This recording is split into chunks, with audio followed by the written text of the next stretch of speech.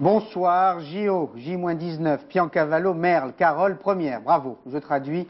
À 19 jours des Jeux Olympiques d'Albertville, Carole Merle a gagné une nouvelle fois en Coupe du Monde à Piancavallo en Italie. La Française a remporté le slalom géant. C'est sa 14e victoire en Coupe du Monde. Serge Dian. C'est une Carole Merle en pleine confiance qui s'était lancée pour le 4e slalom géant de la saison. Mercredi, elle remportait l'épreuve d'Interstode en Allemagne. Aujourd'hui, elle confirme à Piancavallo.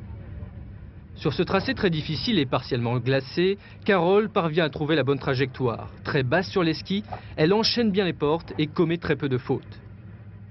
Carole Merle réalise le 2e temps de la première manche, mais attaque ici dans la seconde. Les chutes de neige et le brouillard ne la perturbent pas trop. Elle remporte ce slalom géant avec plus d'1 seconde d'avance sur la Suissesse Vreni Schneider, 3e, l'Américaine Duard Hawkins. Avec cette victoire, Carole Merle remonte à la 3e place du classement général de la Coupe du Monde. Avec Merle et Bianchi, la France peut rêver d'or pour le slalom d'Albertville. Le Pen, ennemi public numéro 1. La gauche le proclame ouvertement, l'opposition le murmure.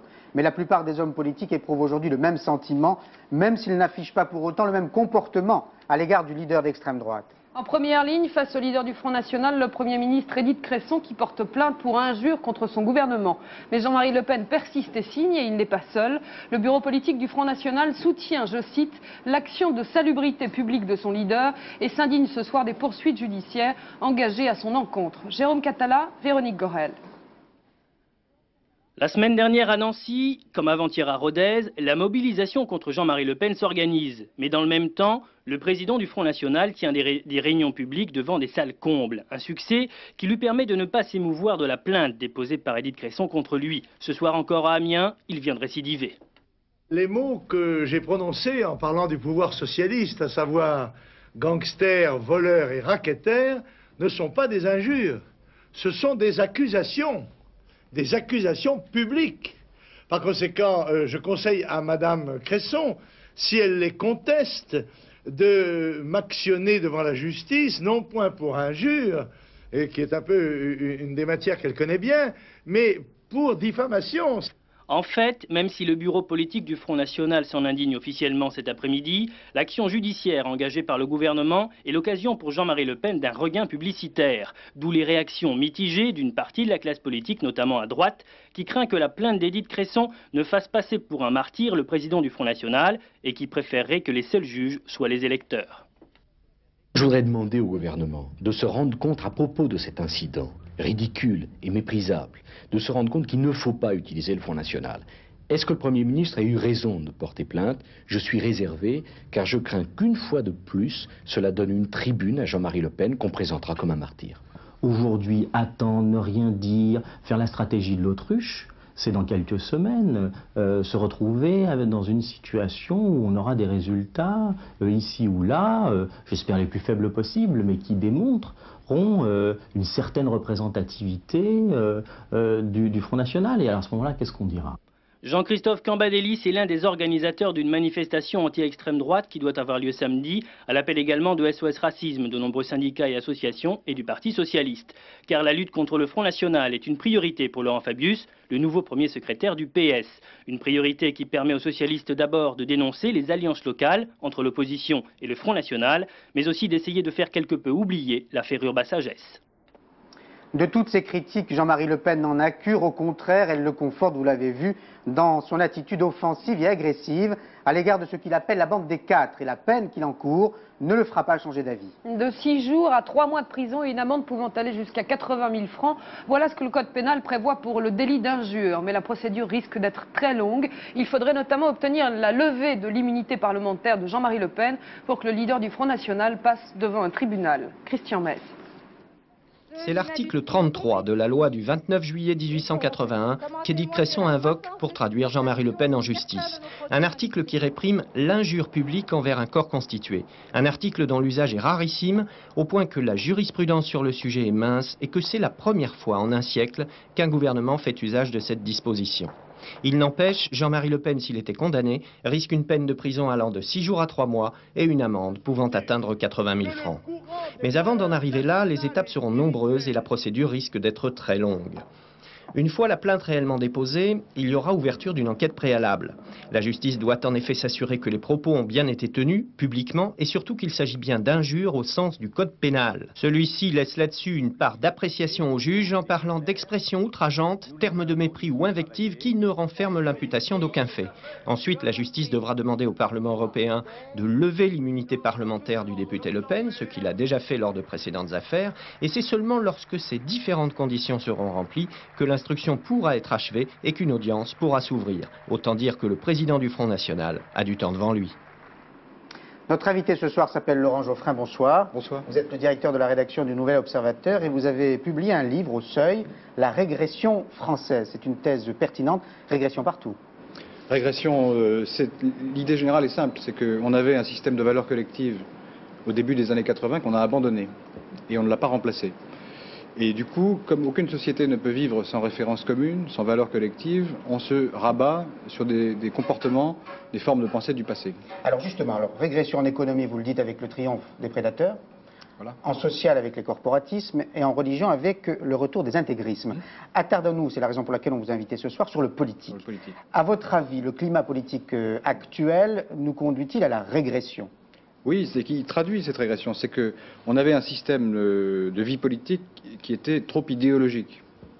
Ça entretenait un climat de guerre civile froide. On l'a abandonné, on a bien fait. Mais on ne l'a pas remplacé, ce qui fait que la vie politique française aujourd'hui donne le sentiment d'être entièrement dominée par les ambitions personnelles et par la volonté de parvenir. On ne voit qu'affrontements de ducs, de dauphins, de barons, avec au-dessus un monarque républicain qui essaye d'arbitrer. Et c'est la raison principale pour laquelle il y a une désaffection de l'électorat des Français à l'égard du jeu politique, et c'est la raison pour laquelle on vote aux extrêmes. Alors vous avez compris le sens de ma question. Jean-Marie Le Pen, est-ce que c'est nouveau ou archaïque ? Jean-Marie Le Pen, c'est... Et je pense aux téléspectateurs français qui peuvent ressentir une certaine confusion sur sa perception. Ça nous renvoie directement aux années 30, là, pour le coup. C'est-à-dire que son langage est exactement celui des ligues des années 30. Les mots qu'il a employés, ces mots outranciers, faux, injurieux, nous ramènent exactement au slogan qui était celui des ligues des années 30, c'est-à-dire « à bas les voleurs ». Le slogan du 6 février 34. Il faut bien comprendre que ça n'était pas des gens qui défendaient seulement des idées ou qui voulaient améliorer le système, c'était des gens qui voulaient le renverser. C'était des factieux.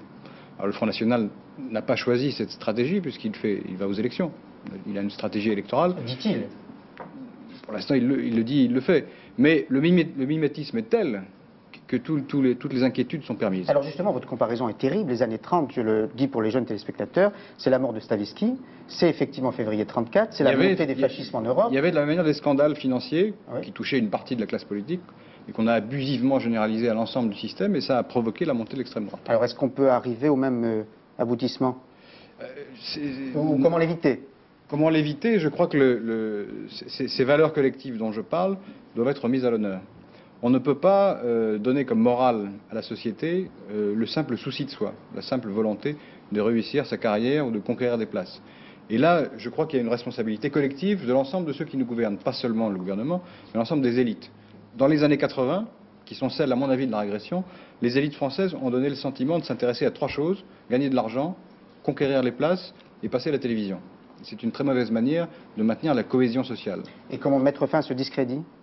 Je crois que le gouvernement, donc la gauche, doivent se ressaisir. La meilleure manière de lutter contre Le Pen, c'est de ne pas lui donner d'arguments, ou de lui ôter les arguments. Oui, on a l'impression qu'ils sont paumés, c'est l'attaquer ou l'ignorer, quoi. Oui, c'est toujours... troisième voie. C'est difficile dans le discours politique, mais il y a dans les faits aussi. Là, il y a eu quand même une erreur très importante qui a été commise. Par qui? Par le gouvernement et par le président de la République. Il faut quand même se souvenir qu'en 1988, quand François Mitterrand s'est représenté, il est venu à la télévision faire un discours de candidature. Il a expliqué qu'il était pour l'État impartial, contre les factions, contre les bandes, etc. Discours dont tout le monde se souvient. Oui, Antenne 2. Voilà. Et donc, un an après, un certain nombre de socialistes se font pincer dans des affaires de fausses factures assez subalternes. Au lieu de jouer la carte de l'État impartial, de la justice qui passe, on a essayé d'arrêter les enquêtes policières, d'empêcher la justice de faire son travail, et on a fini par passer une amnistie. Oui, mais là, elle le fait son travail, la justice, on le voit avec tous ces nouveaux juges. Voilà, cette amnistie qui signifiait au fond qu'il y avait une justice pour les gens de cour et une justice pour les manants. C'est quand même ça que les Français ont retenu. Cette justice, ces juges, ces magistrats sont en pleine rébellion maintenant. Et cette affaire d'amnistie a provoqué un scandale sans fin. C'est-à-dire que maintenant les socialistes sont condamnés à retrouver à chaque pas de leur démarche politique l'affaire Urba. Un peu comme Caïn retrouve dans la tombe l'œil qui le regarde. Et bien, dans le tombeau politique des socialistes, s'il y en a un, j'espère que non, parce que je suis plutôt de ce côté-là, mais enfin s'il y en a un, on verra non pas l'œil, mais on verra le mot amnistie. Merci Laurent Geoffrin, auteur de La régression française au seuil. Édith Cresson n'a fait aucune allusion aujourd'hui à ce nouvel épisode politico-judiciaire.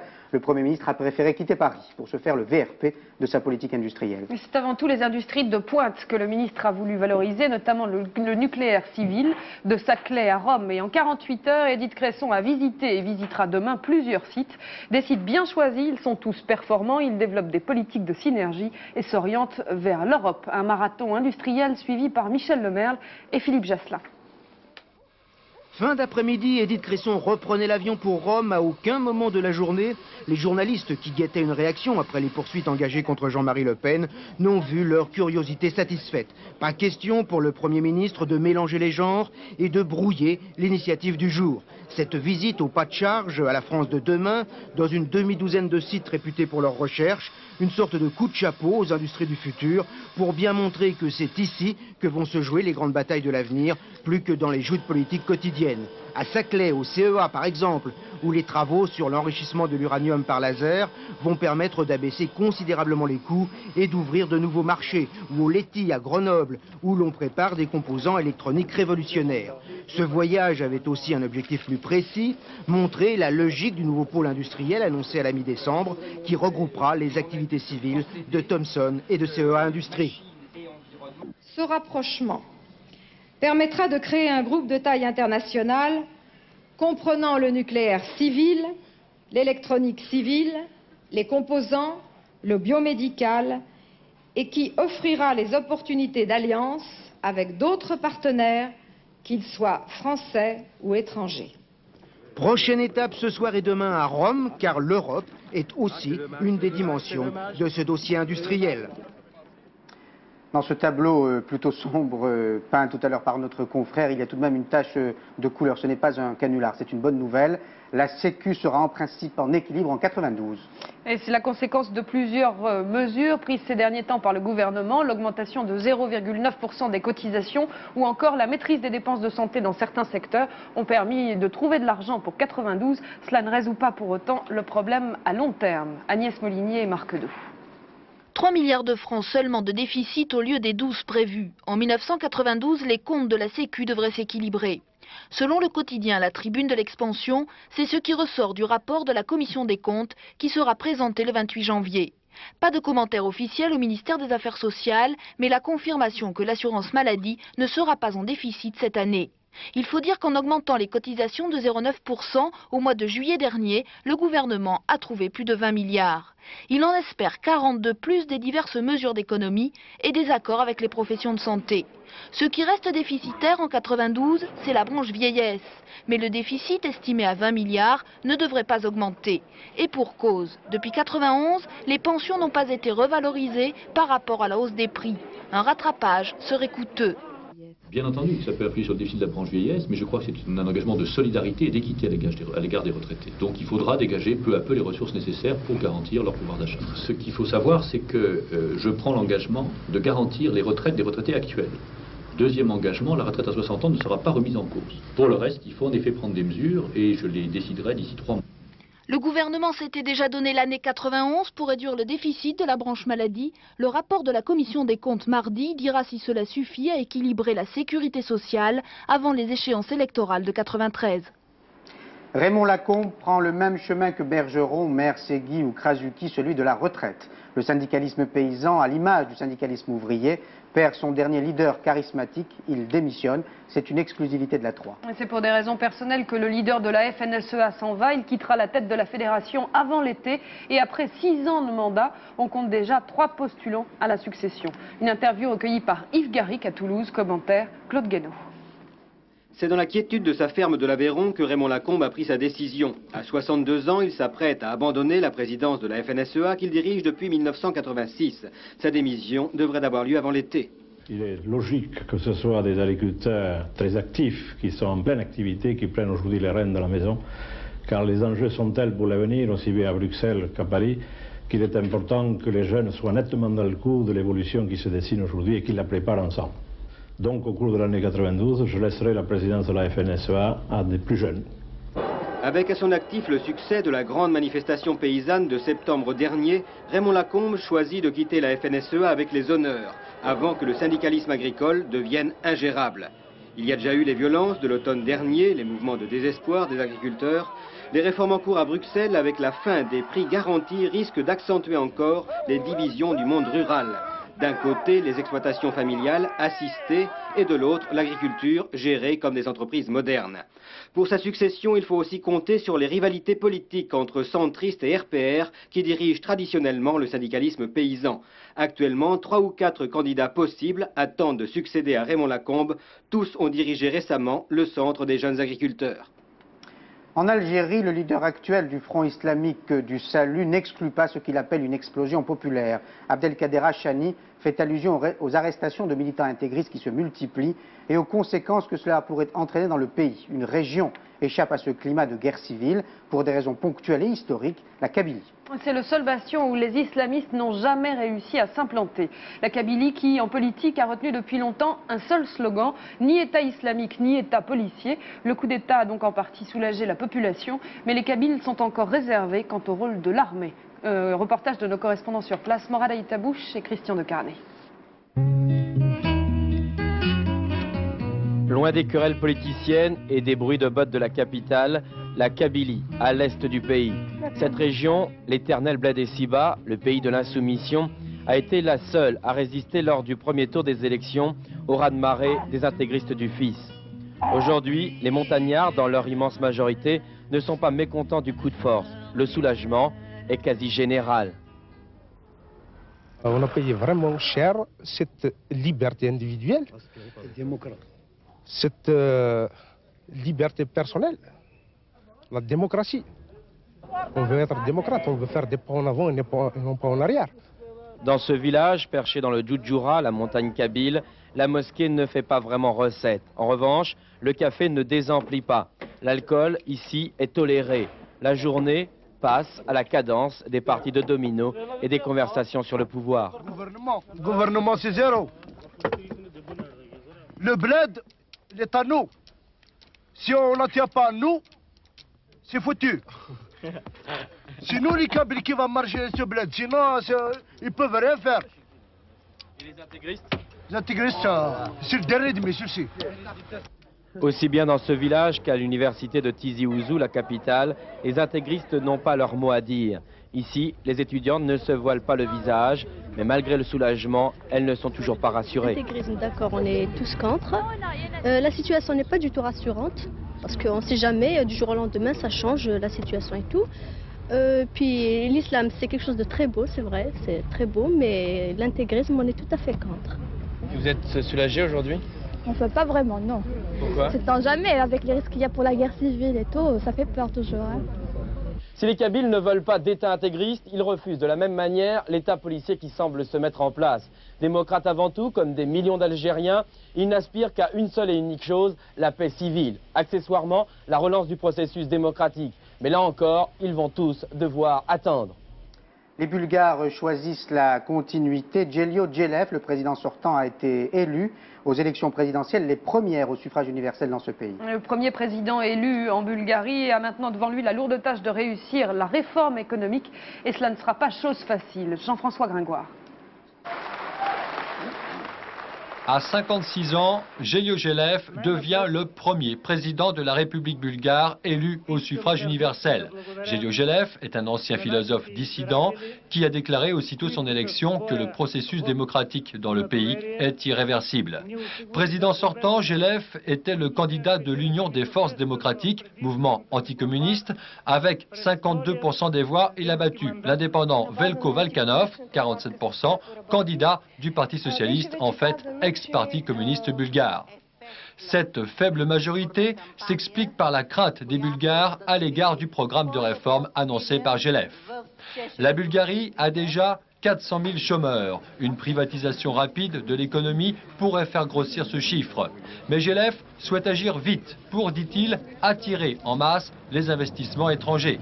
Un programme ambitieux qui risque de détériorer un climat social déjà fragile, ce que ne manqueront pas d'exploiter ses adversaires politiques, anciens du PC bulgare, hostiles aux réformes. Laurence Beaubélier résume les autres événements couverts par les rédactions de la 3. Un homme et ses 2 garçons de 8 et 10 ans ont péri la nuit dernière dans l'incendie qui a entièrement ravagé leur domicile à Loivre dans la Marne. L'origine du sinistre n'est pas connue. Il y a 2 ans, dans ce même village, l'incendie accidentel d'un pavillon avait provoqué la mort de 6 personnes. Il n'y aura pas de chômage technique pour les 200 employés de chez Kawe. Les locaux de l'entreprise situés à Roubaix ont été ravagés ce week-end par un incendie. La société est à la recherche de bâtiments provisoires pour reprendre la production en attendant la reconstruction de son siège social qui devrait être effective d'ici la fin de l'année. Premier volet judiciaire dans l'affaire de la boulangère de Reims. Verdict 15 jours et 2 mois de prison avec sursis pour les jeunes accusés d'avoir volé des croissants et 1 mois avec sursis pour la boulangère qui comparaissait pour détention illégale d'armes.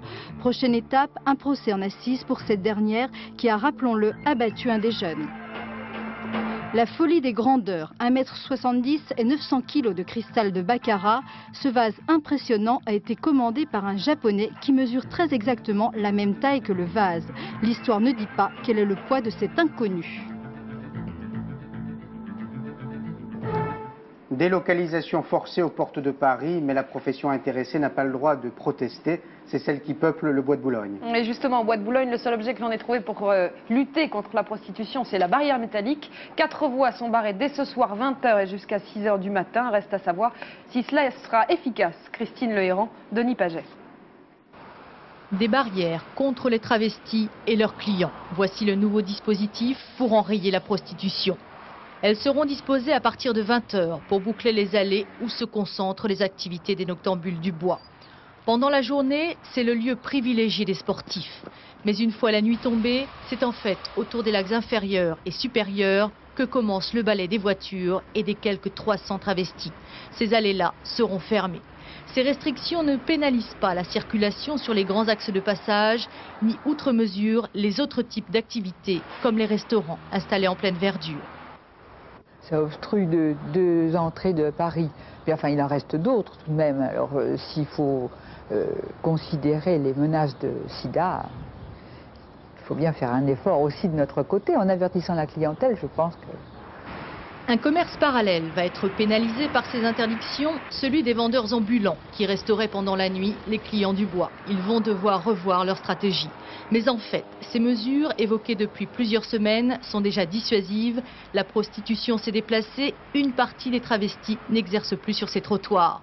Les autres endroits ne manquent pas ni dans le bois ni dans Paris. Pour terminer, les pronostics de M. Courtine pour le tiercé qui se courra demain à Vincennes. Il vous conseille le 8, le 17, le 12, le 2, le 7, le 15, l'As et le 9. Et vous le voyez, le 8 est son joker. Et la dernière information de ce 19-20, c'est une image, une belle image. Il a neigé, il neigera sans doute demain sur de nombreuses villes en France, Besançon, Grenoble, Lyon et même Toulouse. Enfin, presque toutes les régions sont touchées, sauf évidemment le sud-est et peut-être le nord-ouest. C'est beau, mais c'est froid. Écoutez bien tout à l'heure Florence Klein, elle vous parlera du temps et du froid qui va augmenter demain et dans les prochains jours, sans doute jusqu'à la fin de la semaine. Marc Hautement vous donnera d'autres informations à 22h30. Ce 19 est terminé. Bonne soirée sur la 3. Bonsoir. Bonsoir.